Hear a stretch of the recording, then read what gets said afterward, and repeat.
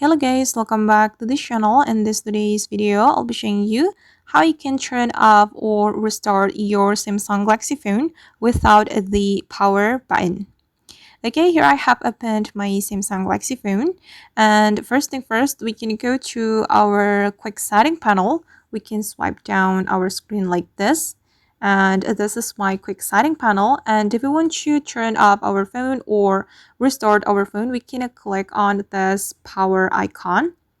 Okay, and here you can select either you want to turn off your phone or restart your phone, and you just need to click on it.